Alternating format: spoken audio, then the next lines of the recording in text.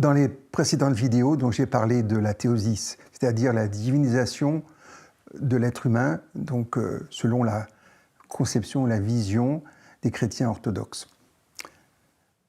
Et je me suis basé donc sur des saints, parce que je pense que pour moi les références, ce sont les Écritures peut-être, mais ce sont les saints qui sont la manifestation vivante de ces Écritures et actualisée. C'est pour ça que j'ai pris deux saints contemporains, donc Dumitru Staniloae, et puis Emilianos de Simonos Petra, donc le premier décédé en 93, le second en 2024, je crois. Et donc, il parle des Écritures, il parle des écrits des pères du désert, des anciens, mais avec une certaine modernité. Et cela m'a évoqué Lalaji, qui était le maître de mon maître, Sri Ramchandra de Sajampur, donc Babuji. Et la voix, à l'époque, s'appelait Sainte Mat, c'est-à-dire la voix des saints. Et donc l'idée de Lalaji, c'était que chacun était sur la voie des saints.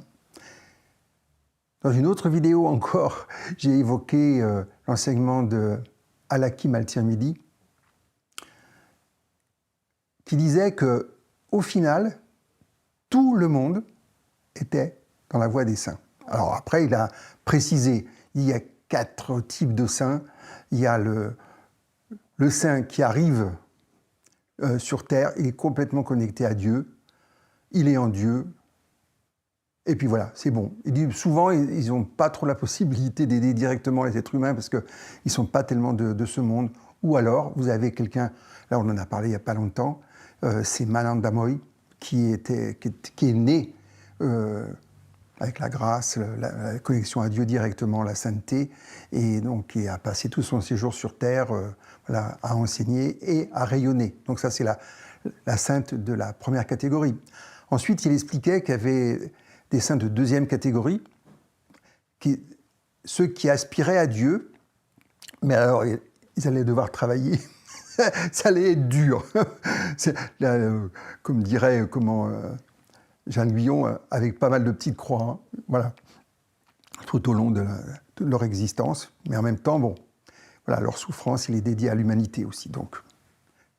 Et puis, vous avez la troisième catégorie de saints qui croient en Dieu. Ah, ils croient en Dieu, mais on a autre chose à faire. Hein. Quand même, on a notre vie à mener. Oui, on y croit, mais bon, faut pas mélanger les genres. Hein. Il y a Dieu et puis il y a nous. Voilà. Puis il y a la quatrième catégorie de saints, ceux qui ne croient pas en Dieu. Voilà. Mais alors, pour l'illustrer, je dirais que c'est le jeu de mots d'Alphonse Allais. Je suis athée par la grâce de Dieu. Donc, voilà. Parce que athée, c'est quand même par rapport à Dieu. Ils ne croient pas en Dieu. La seule chose qu'ils ont oublié, c'est que Dieu croit en eux. C'est pas mal. Donc c'est tout ce cheminement. Donc quand j'ai parlé de la théosie, c'est tout ce qu'elle est avec, c'est la divinisation. Alors c'est un peu costaud, c'est fort, et l'expression première, ce sont tous les saints qu'on trouve de partout dans le monde, dans le christianisme, aussi bien catholique qu'orthodoxe, mais tous les saints, et j'inclus les saints même taoïstes, bouddhistes, etc. Donc on reconnaît les mêmes symptômes, voilà, de sainteté chez les uns et les autres, et la façon de le vivre et de l'exprimer aussi, qui est très belle, qui correspond à leur culture, leur civilisation, leur religion, leur voix. Voilà, donc c'est intéressant de voir cela. Donc là, je passe dans une approche plus humaine, c'est-à-dire je suis un être humain, bon, je vais évoluer, je voudrais évoluer, je voudrais aller vers Dieu. Qu'est-ce qui se passe? Et puis ce matin, il m'est venu l'idée que j'allais faire une autre approche qui là qui part carrément de Dieu, qui éveille la personne, et la personne se laisse faire par Dieu dans son quotidien, dans son cheminement, dans sa façon d'être. Ça veut dire que ce sont des êtres qui ont pleinement conscience de Dieu, qui ont pleinement conscience aussi de leurs limites, de leur petitesse. C'est ça l'humilité, on n'est pas grand-chose. Hein. Et en même temps, c'est souvent des personnes qui veulent servir Dieu. Donc ils sont dans la vie pour représenter Dieu, pour aller vers lui, pour travailler pour lui. Alors que la première catégorie, qui est tout à fait respectable, elle met Dieu dans sa vie et elle fait un chemin presque de développement, pas personnel, mais à partir de ce qu'ils sont, ce qui est beau déjà. Et voilà. Et les deux vont rencontrer les mêmes difficultés, mais elles ne seront pas envisagées de la même manière. Qu'est-ce qui les rassemble? C'est tout le début, c'est-à-dire que on part de la sainteté de deuxième et troisième catégorie, hein. Voilà. Et une chose qui est claire et qui a été clairement donnée par Emilianos de Simonos Petra, je vous le cite, « Le désir de Dieu ne peut naître dans un cœur blessé. C'est la blessure même qui devient la porte du royaume. » Donc il dit que cette blessure initiale permet à la grâce de venir et à déclencher le processus. Et alors ce qui est intéressant, c'est Saint Augustin, hein, qui disait qu'en réalité, c'est Dieu qui va vers l'âme, vers l'humain, et que c'est à ce moment-là que l'être humain commence son cheminement. On croit qu'on va vers Dieu, en réalité c'est lui qui vient vers nous. Bon, sachant que Dieu il est le centre de notre être, c'est pour ça qu'on parle du centre, un centre qui n'a ni nom, ni attribut, ni qui est une vacuité. Donc c'est la représentation du Dieu absolu. Alors c'est pour ça qu'on a besoin, j'ai parlé des saints, mais qu'on a besoin des prophètes, des messies, des maîtres spirituels pour nous aider, pour nous guider, parce que nous sommes des enfants spirituels. Et au début de notre quête, on a besoin d'être accompagnés et guidés de manière diverse.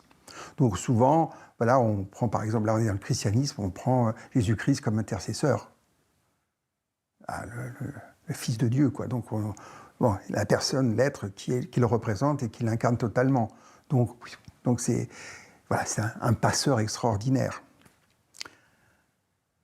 Donc au commencement, il y a un déclencheur.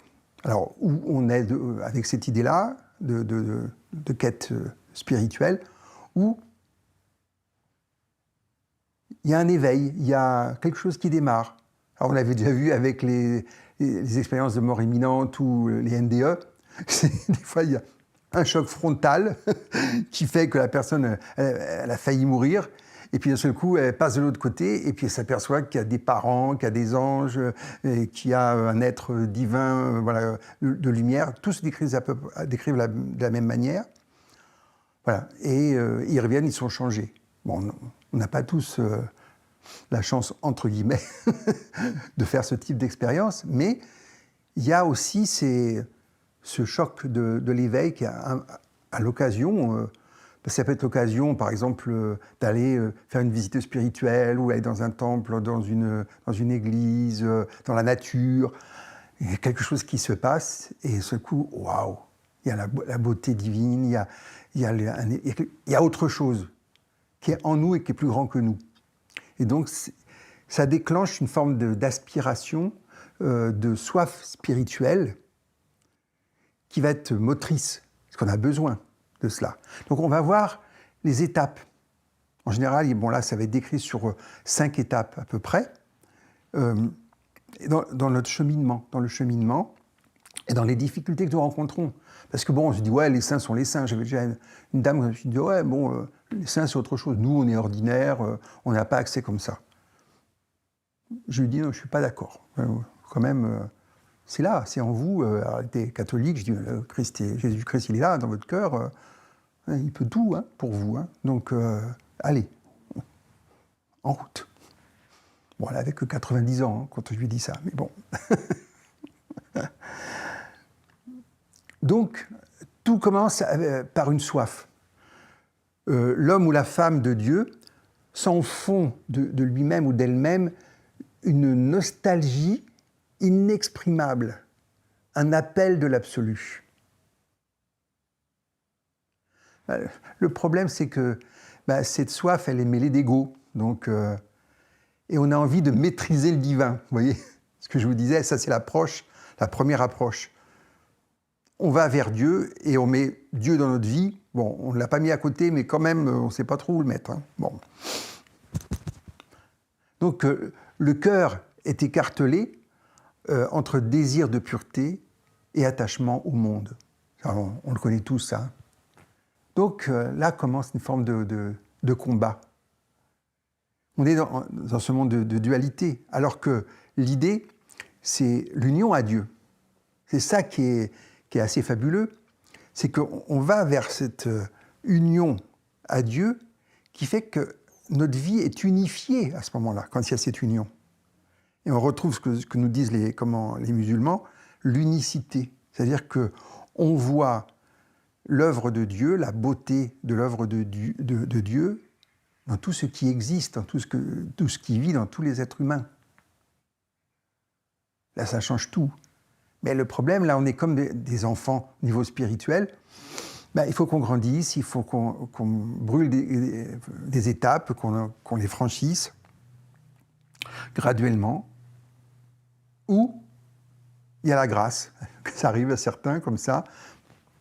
C'est le coup de grâce. Voilà. Donc ils meurent à eux-mêmes et naissent au divin en eux-mêmes. Et à partir de là, ils renaissent. Et la vie est totalement différente. La compréhension est différente. Bon, on n'en est pas là. Hein. Eh bien, ça bagarre.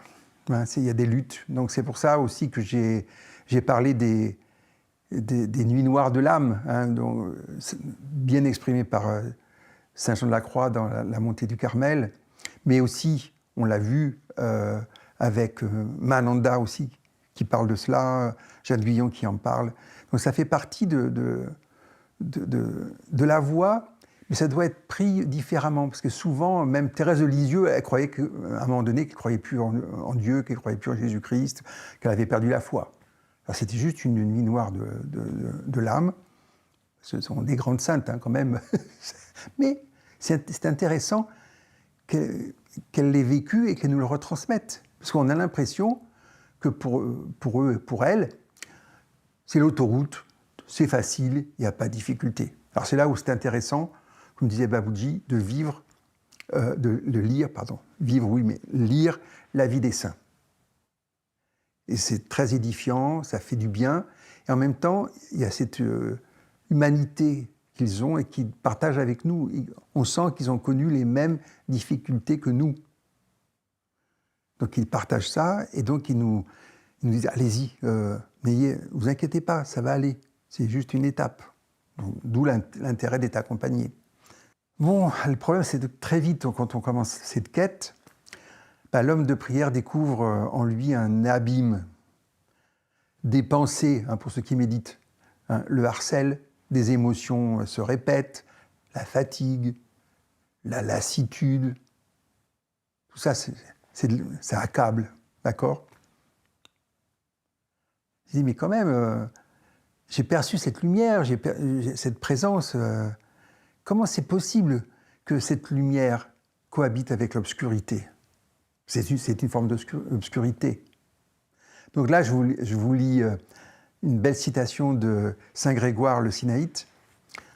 « Lorsque tu pries et que les pensées te combattent, ne t'en étonne pas. Elles sont le signe que tu as pénétré dans le domaine de Dieu. L'ombre s'agite quand la lumière s'approche. » Je lis. Hein. Ou encore, Dumitru, plus la lumière entre dans l'homme, plus elle révèle les ondes d'ombre à purifier. Donc, Dumitru. La chute après la grâce n'est pas seulement un signe de faiblesse, elle manifeste que la grâce travaille plus profondément. Elle fait remonter à la surface les impuretés cachées du cœur. Donc ainsi, les pensées obsessionnelles, la sécheresse, le sentiment d'abandon, ça fait partie du travail divin.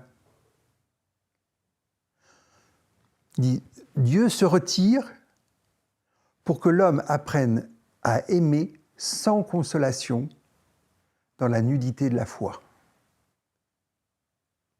Alors, c'est des allers-retours, parce que de temps en temps, quand c'est un peu trop, hop, un petit coup de lumière, un petit coup de grâce, un peu d'amour senti, on s'en sort mieux là. Mais les grands saints, ceux qui sont très avancés, les nuits noires peuvent durer longtemps. Et j'aime bien le commentaire de Saint Jean de la Croix qui dit « Oui, mais même quand l'union est faite, Dieu nous laisse encore un petit peu là-dedans pour être sûr du processus, pour qu'on l'acquiert correctement. » Parce qu'on est comme des enfants, on veut des récompenses, on veut quelque chose en retour. Donc, non, on avait vu, c'est le rien, la rienté, cette vacuité qui est Dieu, qui n'est rien et dont tout provient. Ça, c'est le mystère de Dieu. Ça s'expérimente. En parler, c'est difficile. Emilianos encore. Quand Dieu te paraît absent, c'est qu'il veut que tu apprennes à aimer sans goût, à le chercher dans la nuit. C'est là que naît l'amour véritable.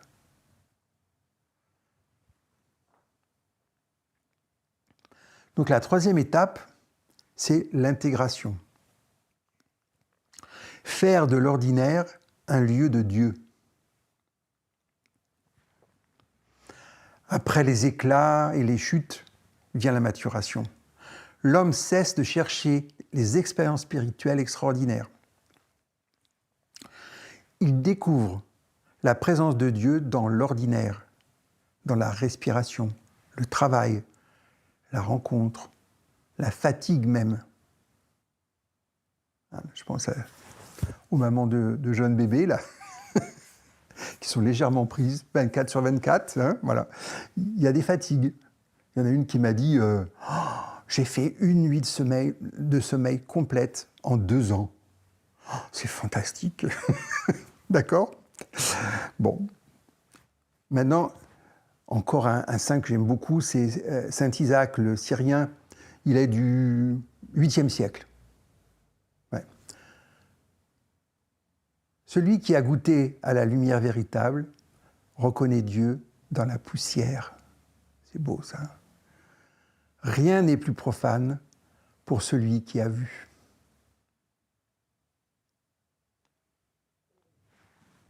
Et comme nous ne sommes que poussière. Pour Dumitru, cette phrase est essentielle. L'homme intègre les dons reçus dans la trame du quotidien. Les descentes dans l'humain, les retours à la condition ordinaire, permettent d'assimiler la lumière et de la rendre stable. Donc, une citation de Dumitru, « Dieu ne veut pas que nous vivions toujours dans l'extase. Il veut que nous devenions capables de le porter dans la vie de tous les jours, comme le feu dans l'argile. » Donc, il nous dit que même dans la ténèbre intérieure, il y a une fécondité cosmique qui est là. En traversant, nous, donc, les forces du chaos, nous les transformons silencieusement pour toute la création. Donc déjà, là, on passe dans un autre registre. On va accepter ce qui vient, ce à quoi nous participons dans la vie, qui n'est pas forcément à nous, par fraternité, parce que nous sommes tous unis, tous les êtres humains et tout ce qui existe est uni en Dieu. Donc Emilianos nous dit, quand un homme convertit sa nuit en prière, il apaise la création entière. L'univers gémit moins, car un cœur a dit oui à Dieu dans le noir.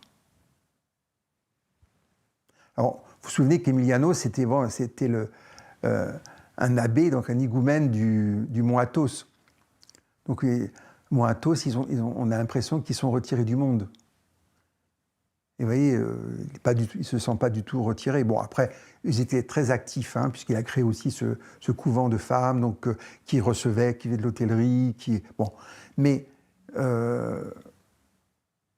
voilà, il prie, on verra plus tard la définition de ce qu'est un moine. Ce n'est pas encore le moment. Nous arrivons à la 4e étape, la transfiguration. Hein, j'en parlerai plus tard, mais c'est la transfiguration de Jésus sur le mont Tabor, hein, d'accord, qui est une grande référence. Donc,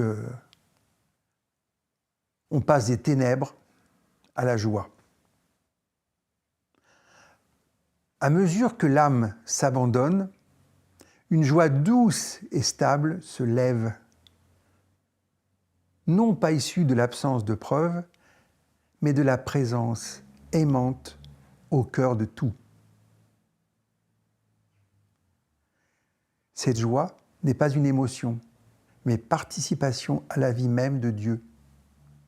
C'est pour ça que toujours cette idée que déjà, il faut le trouver en nous. Donc, pour moi, c'est le cœur du cœur. Et une fois qu'on est en contact avec cette dimension, cette présence, on est capable de la trouver dans tout ce qui existe, comme une résonance, puisque le divin est présent, le Dieu est présent dans tout ce qui existe. Mais ça ne peut pas se faire à partir de la tête, ça se fait à partir du cœur. C'est l'intelligence du cœur, si vous aimez mieux. Donc là, c'est encore un grand ami, Saint Siméon, le nouveau théologien. Quand l'homme s'abandonne totalement, il devient transparent à la joie de Dieu. Tout en lui chante, même ceux qui pleurent. C'est une autre façon de voir la réalité. C'est-à-dire qu'il y a l'illusion, dans laquelle nous vivons beaucoup, et ces hommes-là sont capables de voir l'action du divin derrière, sous-jacente, le potentiel, la possibilité. Et quelque part, en le regardant, il l'évoque. En l'évoquant, il lui permet d'exister. Parce que je vous rappelle que Dieu a donné ce monde aux hommes et il leur a donné le libre arbitre. Et à chaque fois, on me dit toujours, mais si Dieu existait, il ne pourrait pas laisser ce monde être comme il est maintenant avec tout ce qui s'y passe et tout. Et dit, non, ça, c'est pas le monde de Dieu, c'est le monde des hommes. Dieu, il est prêt à intervenir si on le laisse faire. Comment nous? Il est présent, c'est la vie, hein, en gros. C'est la vie de la vie. Mais si on veut vivre consciemment avec lui, il faut faire ce cheminement-là dont je parle maintenant. Et à partir de là, on voit dans la transfiguration, on peut être action à travers, c'est l'action divine. Quand on dit que ta volonté soit faite sur la terre comme au ciel, ça veut dire que pour l'instant c'est au ciel, et nous, on lui permet d'être sur terre. Si nous voulons bien. C'est pour ça aussi que Emilianos ne contraignait jamais, ne donnait jamais d'ordre à ses moines, à ses nonnes, à ses disciples. Parce que il ne pouvait pas être contraignant, il faut que ça vienne de l'intérieur et que nous voulions bien faire quelque chose. Qu'on retrouve les ressources en nous-mêmes. C'est ça qui est intéressant. Donc l'idée, c'est que chacun d'entre nous développe totalement la dimension divine, c'est ça l'union à Dieu, et vive suivant ce qu'il est avec cette dimension. C'est le sens de la liberté. Donc on avait déjà vu, ou pour le yoga, pour le Sanatha Dharma, la libération, l'idée de la libération. Donc Emilianos décrit ce passage comme une illumination vers le bas. La lumière jaillit non plus du haut, on va dire, mais du cœur même de la faiblesse. Donc je vous le cite, « La grâce descend au plus bas pour que tout soit transfiguré, quand tu acceptes ta pauvreté, Dieu la remplit de sa joie. Donc on arrive à la dernière étape de ce cheminement, c'est l'innocence retrouvée. Vivre en Dieu comme un enfant Jésus. Comme un enfant. Je pensais à Jésus, parce que je pensais aussi à Séraphin de Sarov, à Jeanne Guyon. J'avais du mal à piger, parce que c'était toujours avec quelque chose, avec la Vierge Marie, mais avec l'enfant Jésus. Mais c'est ça. Et c'était. Alors je l'avais rencontré avec mon maître qui m'avait donné un beau tableau de Lord Krishna, mais enfant. Il m'avait dit, tu vois, ça c'est le but, c'est l'innocence. Donc on retrouve cette dimension. Parce qu'au terme du chemin, l'homme redevient simple. Son regard est clair, son cœur est paisible. Il ne cherche plus Dieu, il vit en lui. Cette innocence n'est pas naïveté, mais connaissance profonde que tout est don.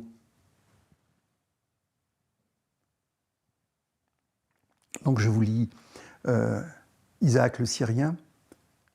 L'âme arrivée à la simplicité est semblable à un enfant. Elle ne raisonne plus, elle s'émerveille. Et Dieu se plaît à habiter en elle. Ou encore de Dumitru, qui parle de cet état comme d'une récréation de l'humain. La sainteté est la réconciliation totale de l'homme avec lui-même, avec les autres et avec la création. C'est l'état d'un être qui, redevenu enfant, porte le monde entier dans sa prière. C'est beau ça. Donc en conclusion, on est parti de la nuit jusqu'à la clarté de la présence. Ainsi donc dans la tradition hésicaste, la chute, la fatigue, la lassitude, la nuit spirituelle ne sont pas des interruptions du chemin. C'est ça qui est important de dire. Parce qu'on a ça, on se dit « Ah, c'est difficile ». Non. Donc ce ne sont pas des interruptions du chemin, mais son rythme intérieur. Elles creusent l'humain pour qu'il devienne capable de Dieu. Elles permettent que la lumière s'incarne, non comme une extase éphémère, mais comme une joie tranquille au cœur de l'existence ordinaire. Ça, on en a besoin de ça. Donc je vais vous citer Emilianos. Le saint est celui qui a tout vécu, la grâce, la chute, la nuit et la lumière. Il est devenu un espace où Dieu peut respirer dans le monde. C'est pour ça qu'on a plus besoin, là, ce dont je vous parle, ce sont des saints de deuxième catégorie, qui rament avec nous, qui vivent avec nous, qui connaissent les mêmes difficultés, qui comprennent le cheminement. Celui qui est complètement illuminé, il se dit, ne comprend pas qu'on ne soit pas en Dieu, quoi. Il dit, mais qu'est-ce qui leur arrive là?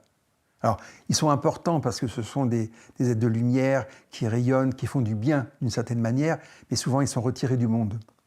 Alors que ceux-là, ils sont avec nous.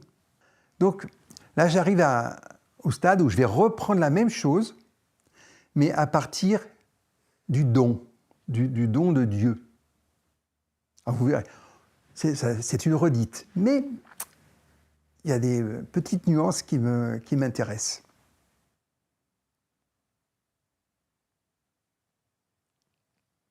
Et je vous le rappelle, ce qui est important, c'est que ces êtres-là, d'emblée, ils ont l'humilité et se sentent serviteurs de Dieu. Donc ils vont œuvrer. Quand il y a l'éveil, donc le don de l'éveil, la soif est comme un appel de Dieu dans l'homme. Donc c'est le commencement de la vie spirituelle. Mais là, on voit bien, ce n'est pas une décision humaine. C'est le don de Dieu qui s'éveille dans le cœur. Donc là, on parlait souvent avec Jeanne Guyon de désappropriation. Parce que même spirituellement, des fois, on s'approprie les choses. On n'y est pour rien. C'est aussi pour ça que quand on est comme ça, on est moins intransigeant envers les autres. Hey, tu devrais croire, tu devrais prier, tu devrais faire ci, non, ça se déclenche. C'est ça la grâce. Boum, ça se déclenche. Quand? Quand ça veut. Avant que l'homme ne cherche Dieu, Dieu l'a déjà cherché. Et la soif qu'il ressent est déjà présente. Et c'est la présence de la grâce déjà. Vous voyez ce que je veux dire? Donc là encore, on a l'impression qu'on a quelque chose d'extérieur qu'on met à l'intérieur. Pas du tout. C'est déjà là et ça se révèle. Alors, une petite citation de Simeon, le nouveau théologien. Personne ne peut commencer à chercher Dieu s'il n'a pas déjà été trouvé par lui.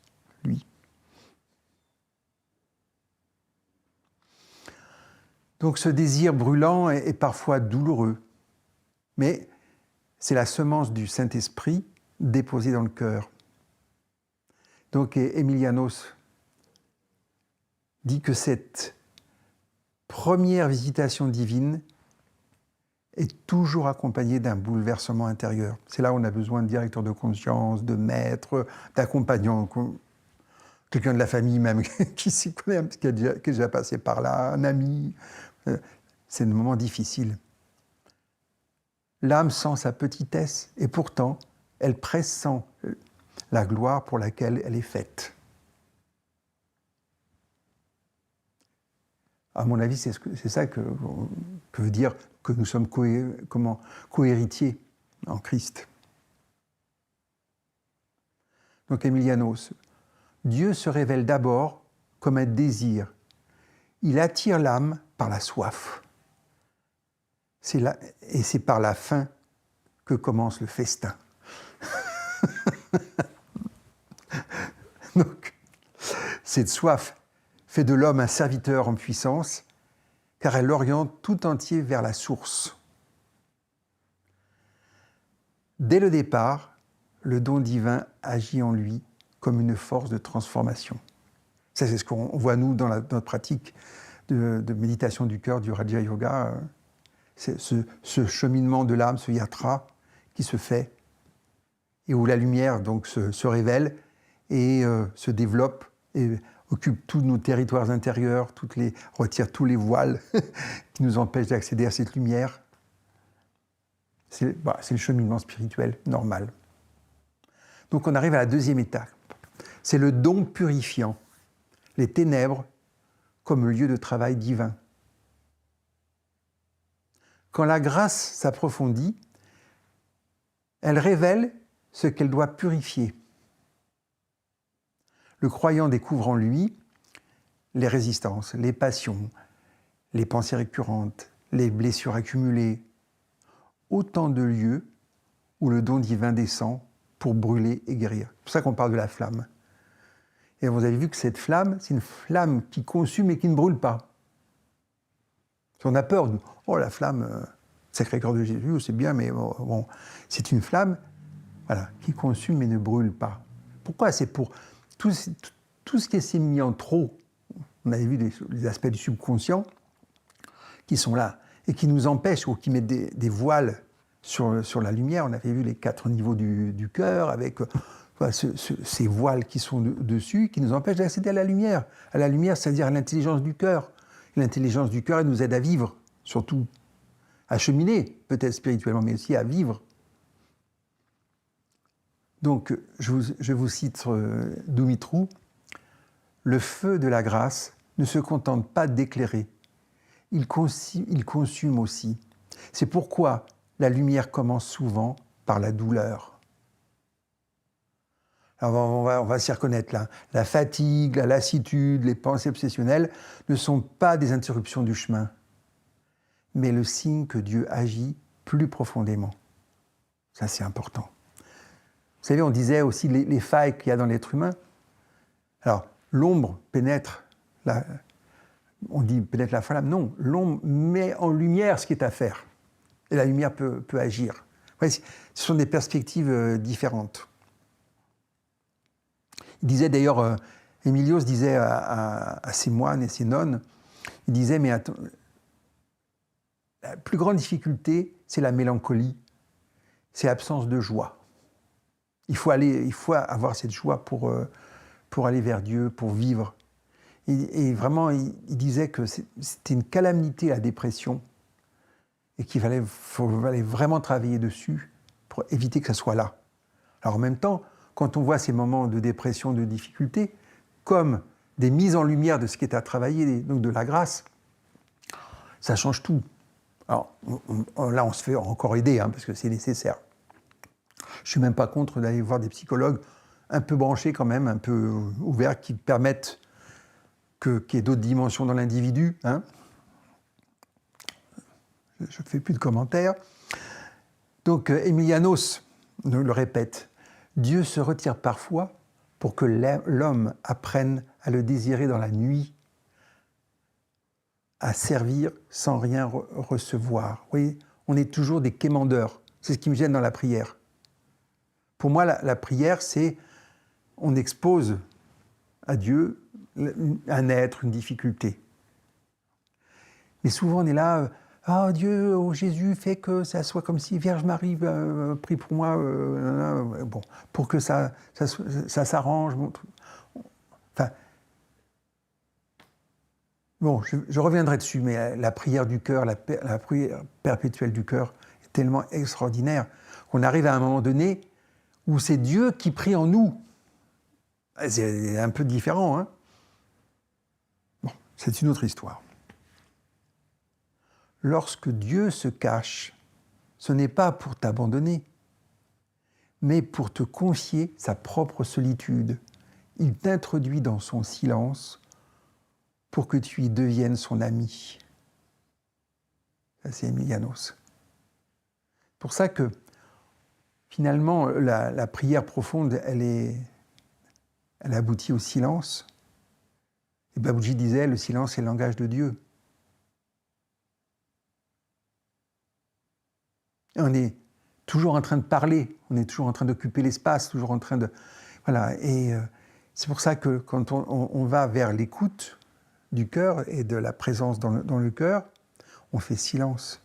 Et ce silence, on l'entend, d'ailleurs, il y a une qualité spéciale de silence qu'on retrouve dans des moments très, spécifiques, dans les bandaras, après des homélies ou des messes, on entend. Il y a une silence, il y a une qualité de silence qu'on peut reconnaître. Et c'est là qu'est la meilleure expression de Dieu. Donc il faut qu'on arrive à faire silence pour devenir amis avec Dieu.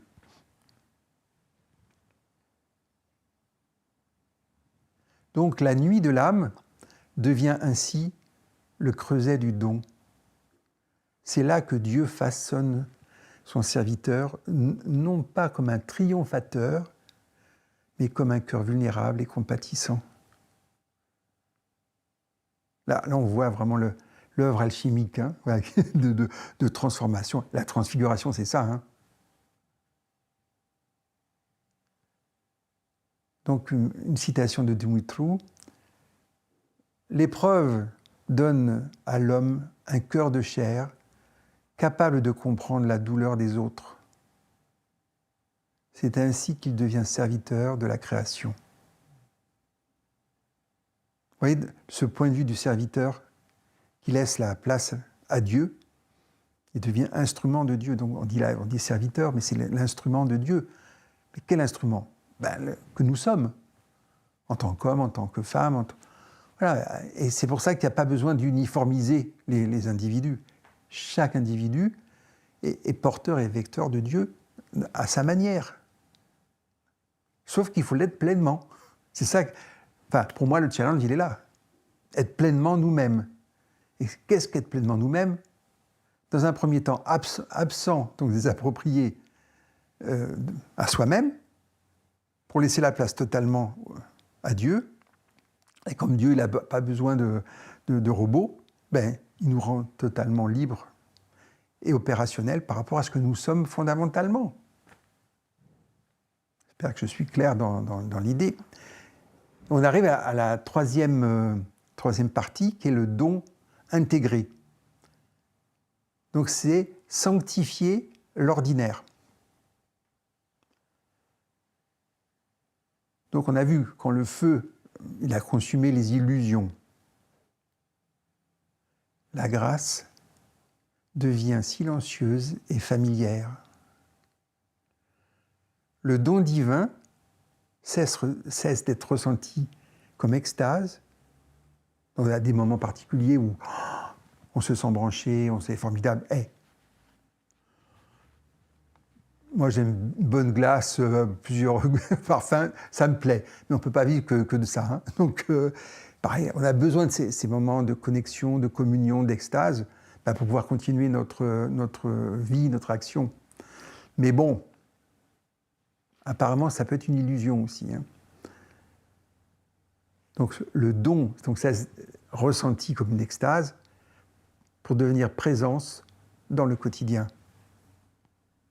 Donc Dieu s'incarne dans la simplicité des gestes, dans la respiration, dans le travail, dans la relation. Donc, citation d'Isaac le Syrien. Ce n'est pas seulement au temple que l'homme rencontre Dieu, mais dans le battement de son cœur et la poussière de la route.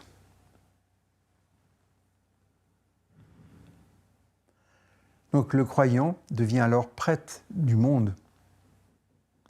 Il porte la création dans sa prière et chaque acte devient offrande.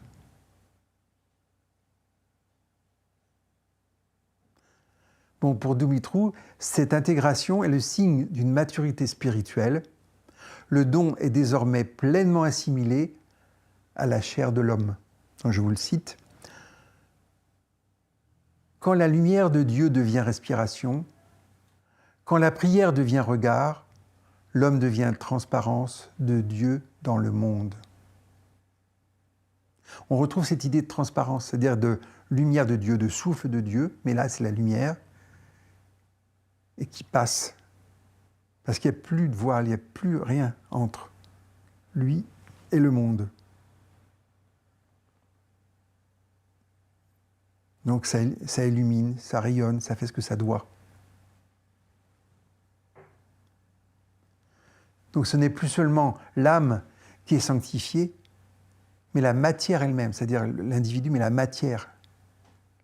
Les émotions, la fatigue, le corps tout entier deviennent les instruments d'une présence divine agissante.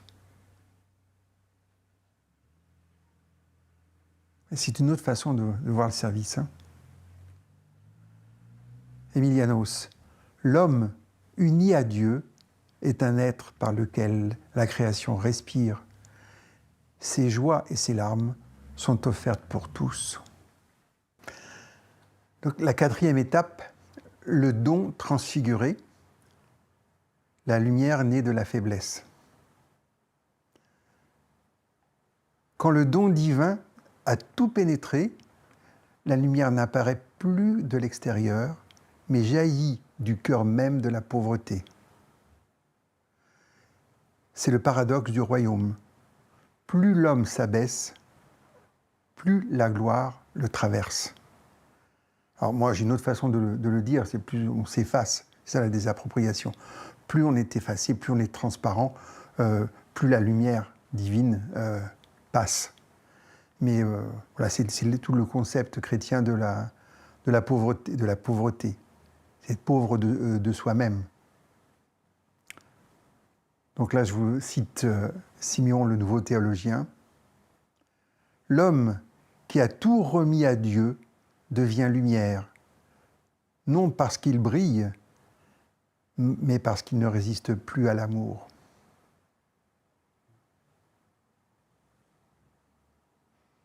Donc Emilianos décrit cet état comme un rayonnement sans effort. L'âme purifiée de ses illusions, devient simplement disponible. Elle n'agit plus. Dieu agit en elle. Ça, on l'avait déjà vu avec Jeanne Guyon, ou dans les pratiques même du Raja Yoga. C'est-à-dire que quand on est dans la région du cœur, on a tous les éléments à traverser, tous les sentiments qui vont avec, tout ce qu'on vient de décrire. Donc là, il y a un effort à faire. C'est pour ça qu'il y a un effort de pratique. C'est pour ça que Saint Jean de la Croix disait aux novices, bah oui, pratiquez beaucoup. Mais après, quand c'était des sœurs avancées, ils disaient, mais arrêtez. Parce qu'il faut laisser Dieu, faut laisser Jésus aux commandes. C'est plus vous, c'est juste, c'est le sans effort. Alors au début, il y a un effort à faire, de purification, de travail sur soi, de disponibilité, voilà. Il y a ce choix un peu duel. Puis dès qu'on passe dans l'unité de Dieu, il n'y a plus d'effort à faire. Il n'y a plus de pratique. Alors les gens, oh, comment se fait-il qu'il n'y a plus de pratique? Non, mais il n'y a plus de pratique parce que c'est une pratique permanente. C'est comme la prière du cœur, qui est la prière permanente.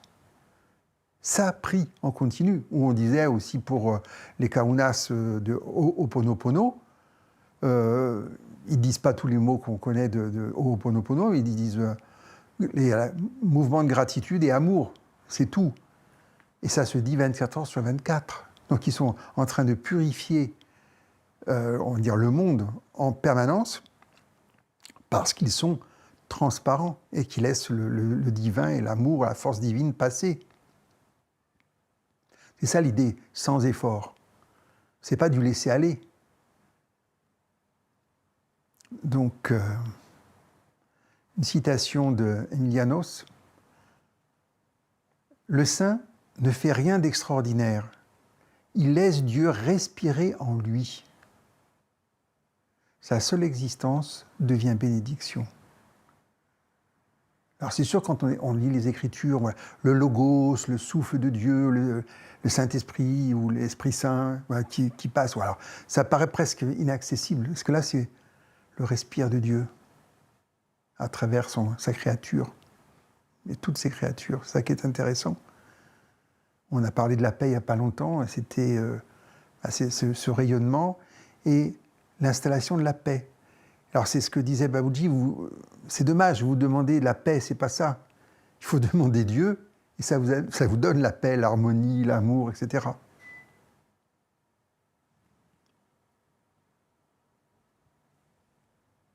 Donc le don est devenu communion.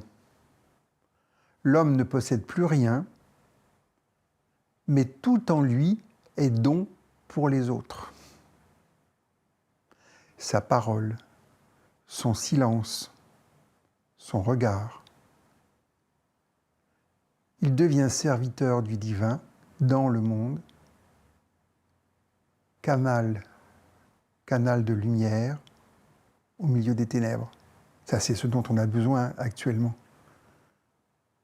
Alors évidemment, ça ne paraît pas, ça transparaît, c'est pas pareil. Donc on passe à la dernière étape, c'est le don consommé, donc l'innocence en Dieu.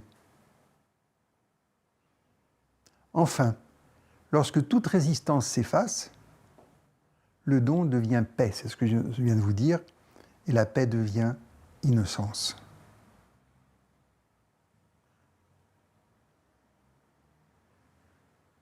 Donc c'est pas de l'infantilisme, hein, c'est pas le retour à la petite enfance, mais c'est l'état adamique, c'est-à-dire des origines qui est restauré. Alors Adam, je le répète, hein, c'est l'être humain, c'est l'homme, on dit l'homme, c'est l'être humain.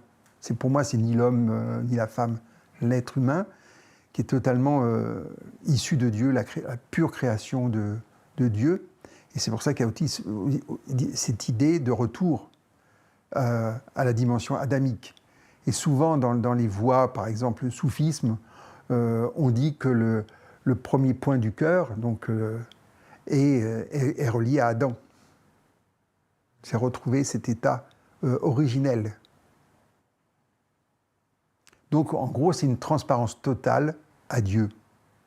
Donc, Isaac le Syrien, l'âme arrivée à la simplicité est sans crainte, sans calcul.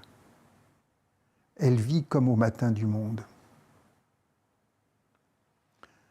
Pour Dumitru, cette innocence n'est pas ignorance, mais sagesse divine incarnée. On retrouve là cette idée d'intelligence du cœur.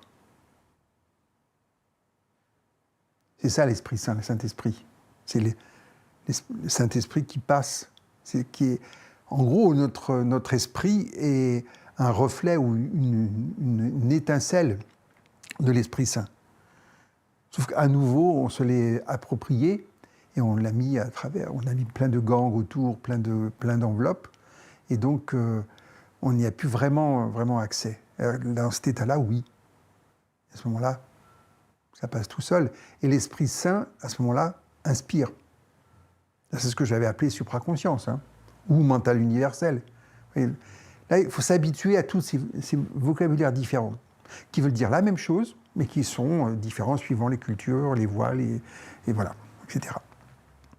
Donc cette sagesse divine incarnée, elle réconcilie l'homme avec tout ce qui existe. On parlait d'écologie. Je parlais d'écologie spirituelle. À Villeneuve, je parlais d'écologie spirituelle. Ça, c'est de l'écologie. Tout ce qui existe. Donc, cet être ne cherche plus qu'à servir Dieu.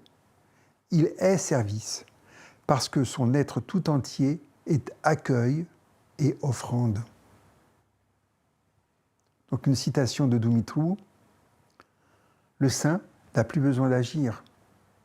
Sa présence est Eucharistie. Pour lui, la création tout entière célèbre Dieu. Là, on soit avec les anges, qui sont tout le temps en train de célébrer Dieu et à faire ce qu'ils ont à faire. L'homme, devenu pur amour, ne distingue plus entre la joie et la douleur, entre la lumière et l'obscurité. Tout est présence, tout est don. Et ce que disait Baboudji, disait qu'il n'y avait plus de différence entre l'intérieur et l'extérieur. Mais nous, on veut plus de différence en passant par l'extérieur, alors que ce n'est pas comme ça que ça passe. Il faut faire ce retour, ce que disent tous, vers l'intérieur, cet espace infini intérieur.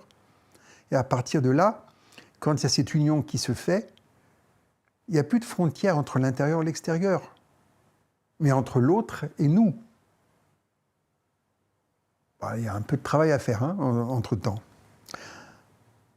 Donc il faut arriver à voir ce don comme respiration de Dieu dans l'homme. Donc dans un premier temps, on dit que Dieu, là on reprend, attire. Puis, il purifie. Puis, il incarne, il s'incarne, il est très présent. Ensuite, il rayonne.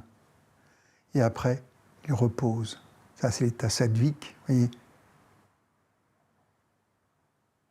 Avec ce silence qui accompagne, tout peut se faire au travers.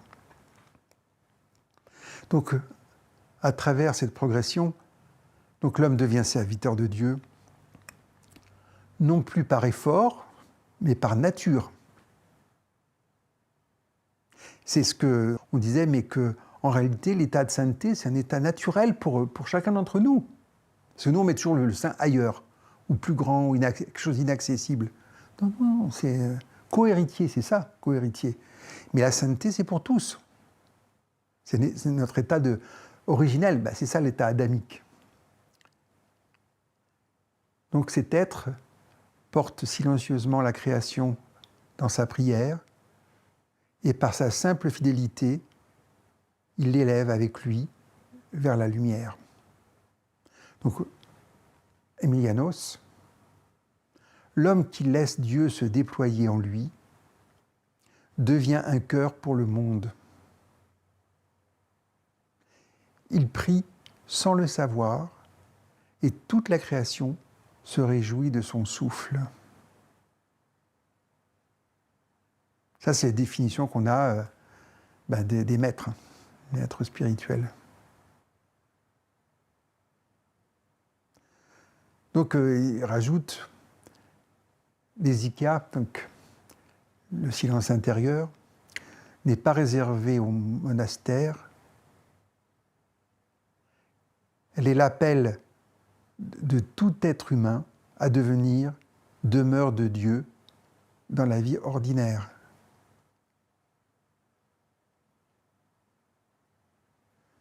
C'est là où on voit notre quotidien. C'est intéressant, parce qu'on a vraiment envie d'y aller, de coopérer. Et une petite phrase que j'aime bien, le don divin agit secrètement au cœur même du banal et transforme la vie profane en liturgie du monde. J'aimerais encore revenir un petit peu sur l'innocence, le don de l'innocence et tout. Donc lorsque tout est devenu don, la vie la plus ordinaire devient prière, ça je vous l'ai déjà dit. Hein. Donc il n'y a plus de vie spirituelle séparée, tout est participation, gratitude, transparence. L'âme retrouve la simplicité du premier matin, l'émerveillement. Vous vous souvenez, avec Zindel, ça j'en ai fait en long, large, en travers, sur l'émerveillement. Alors une citation d'Isaac le Syrien, l'innocence, c'est de vivre chaque chose comme si c'était la première fois. L'amour de Dieu renouvelle sans cesse le monde.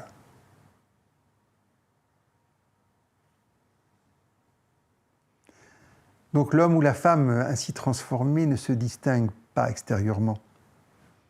Il ou elle vit, travaille, rit, souffre, vieillit, mais tout en eux respire la paix. Ils sont serviteurs du divin dans le monde, témoins vivants de la lumière qui est là, ici et maintenant. Donc Milianos, le saint n'habite pas un autre monde, c'est le même monde, mais transfiguré. Là où les autres voient le banal, lui voit la face de Dieu. Là, on a un effort à faire.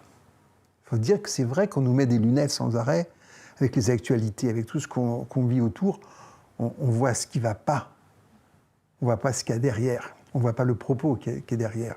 Parce que l'école est la Terre est une grande école, quoi. Plutôt une maternelle, dans l'ensemble. Mais